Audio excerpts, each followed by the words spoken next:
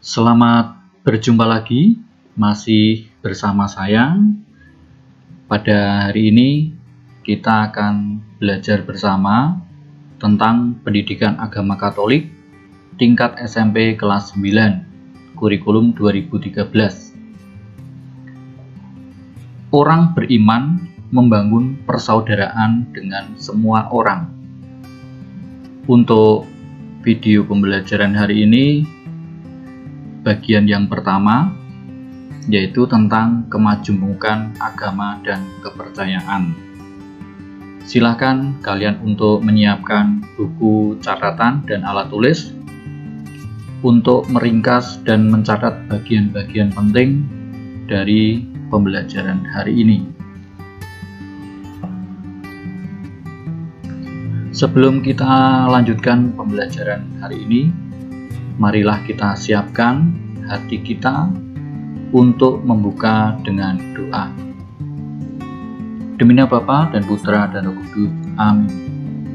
Allah Bapa yang Maha Baik, Engkau telah menciptakan kami baik adanya. Kami telah hidup sebagai ciptaan-Mu penuh kedamaian.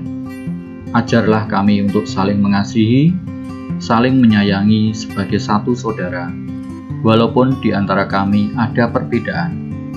Buatlah kami tetap bersatu padu, membangun kerukunan dan kebersamaan.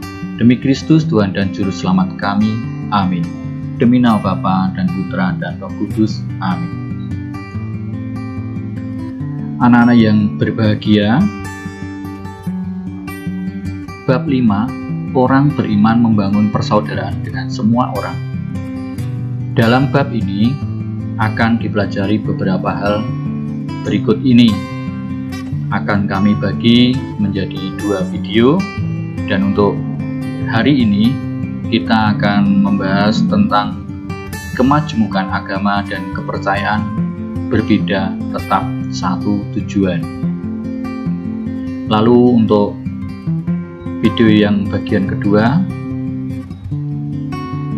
kita fokus pada subtema sikap Gereja Katolik terhadap agama dan kepercayaan lain, dan kebersamaan itu indah. Baiklah, marilah kita lanjutkan materi ini dalam bab 5 dengan subtema kemajemukan agama dan kepercayaan, di mana berbeda tetap satu tujuan.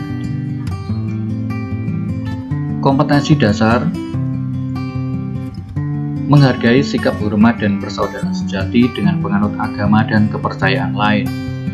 Bekerja sama dengan penganut agama dan kepercayaan lain, selalu berusaha mengusahakan sikap hormat dan persaudaraan sejati. Menggali pemahaman tentang ajaran gereja berkaitan dengan sikap hormat dan persaudaraan sejati dengan penganut agama dan kepercayaan lain. Mengadakan kunjungan kepada umat beragama lain. Indikator pada pembelajaran hari ini: yang pertama, menjelaskan penyebab timbulnya konflik antar agama di Indonesia. 2. Menjelaskan pentingnya toleransi antar umat beragama. 3. Menjelaskan usaha atau tindakan untuk menjaga kerukunan umat beragama. 4. Menjelaskan ajaran gereja tentang kebersamaan antar umat beragama. Setelah melakukan kegiatan mengamati kisah pandangan tentang agama, diharapkan kalian bisa merefleksikan, merenungkan, bisa juga diskusi dengan teman kalian untuk menjelaskan penyebab timbulnya konflik antar agama di Indonesia, dan menjelaskan juga pentingnya toleransi antar umat beragama. Menjelaskan usaha atau tindakan kita untuk menjaga kerukunan umat beragama. Setelah melakukan kegiatan membaca dan mendalami kitab suci, diharapkan anak-anak juga dapat menjelaskan pandangan gereja tentang kebersamaan antar umat beragama. Nah, anak-anak yang sangat saya sayangi, perhatikanlah tayangan gambar pada layar kalian. Di sini ada dua gambar. Gambar yang pertama ini suasananya jelas berbeda dengan gambar yang kedua. Silakan kalian untuk merenungkan, kemudian mengamati apa yang terlintas dalam pikiran kalian ketika melihat gambar tersebut. Jadi apa yang terlintas ketika kalian melihat di gambar 1 ada tulisan stop kekerasan atas nama agama. Ini tentang peristiwa apa? Silakan kalian renungkan, kalian persepsikan. Sedangkan gambar yang kedua, ini gambar kartun. Kalian bisa mengamati mereka saling berjabat tangan. Kemudian ini juga perlu kalian pikirkan nilai-nilai apa yang pantas kita tiru, terutama di dalam mempraktekkan kehidupan beragama kita di kehidupan kita sehari-hari. Nanti pada akhir video ini ada soal-soal yang juga harus kalian kerjakan. Di salah satunya ada soal yang berhubungan dengan gambar tersebut.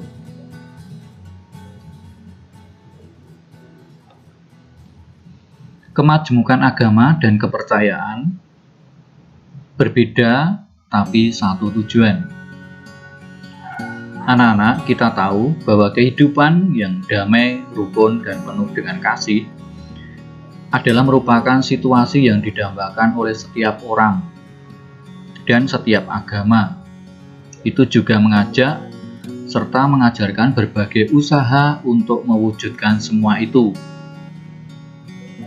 Jadi pada dasarnya kehidupan yang damai, rukun, dan penuh dengan kasih itu adalah merupakan kehidupan yang dicita-citakan banyak orang.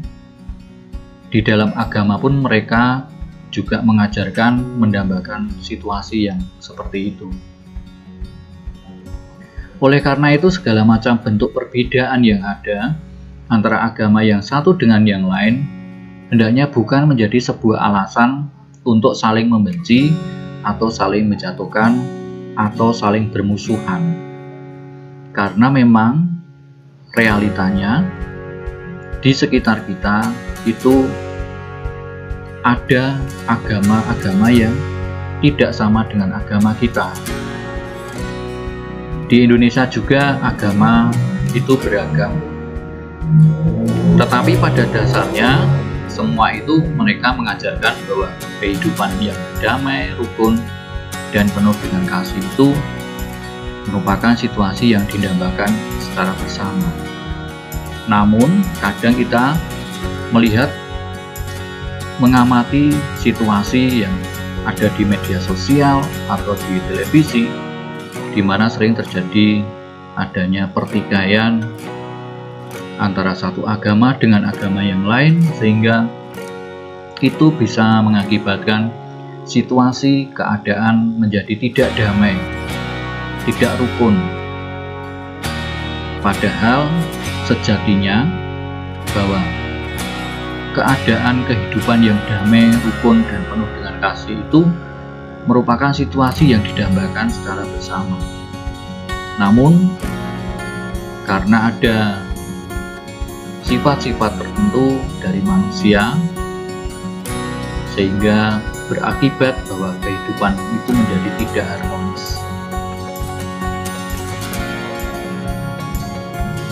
Menyadari bahwa setiap agama itu memiliki tujuan yang sama untuk menuju kepada Allah.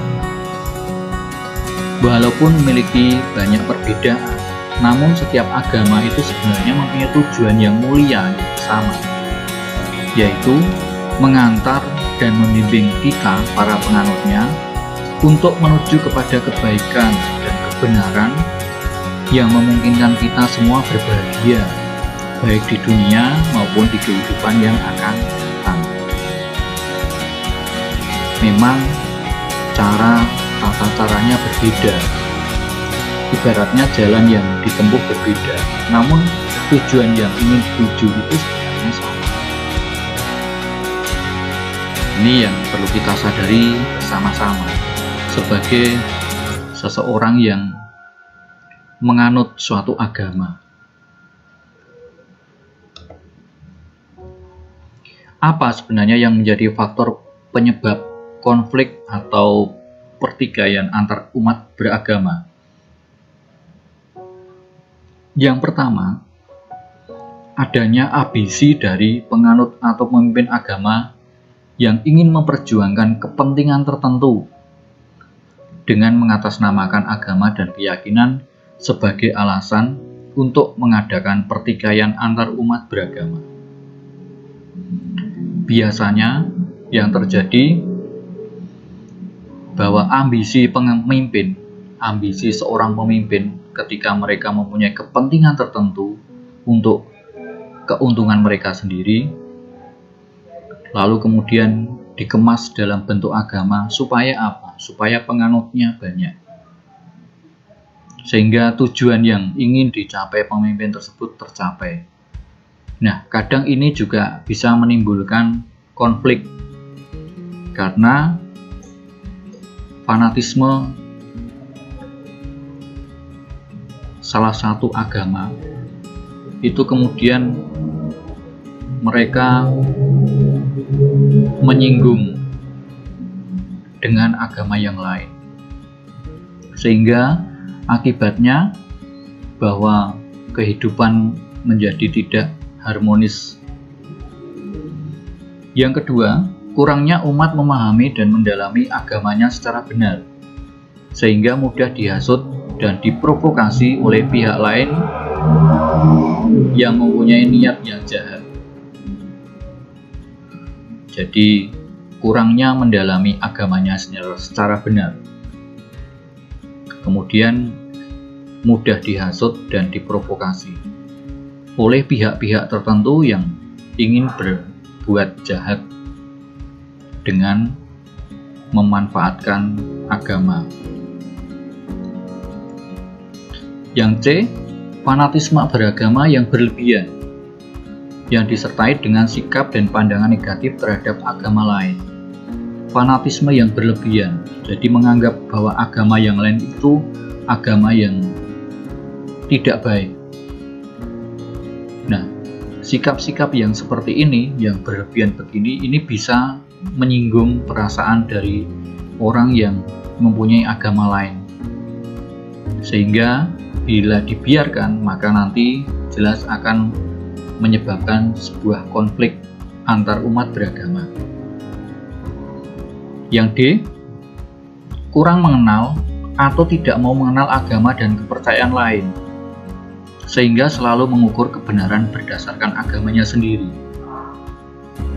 Nah, sikap seperti ini kadang kemudian menimbulkan suatu pandangan bahwa agamanya sendirilah yang paling benar, kemudian agama lain itu berarti tidak benar.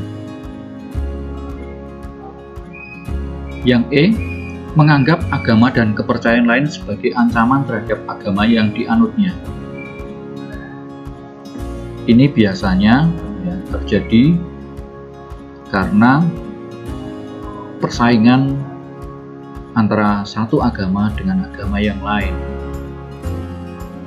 Jadi dengan keberadaan agama lain yang ada di sekitarnya, kemudian penganutnya menjadi berkembang lebih banyak, kadang menjadi ancaman bahwa agama tertentu yang dianutnya bisa kekurangan anggotanya.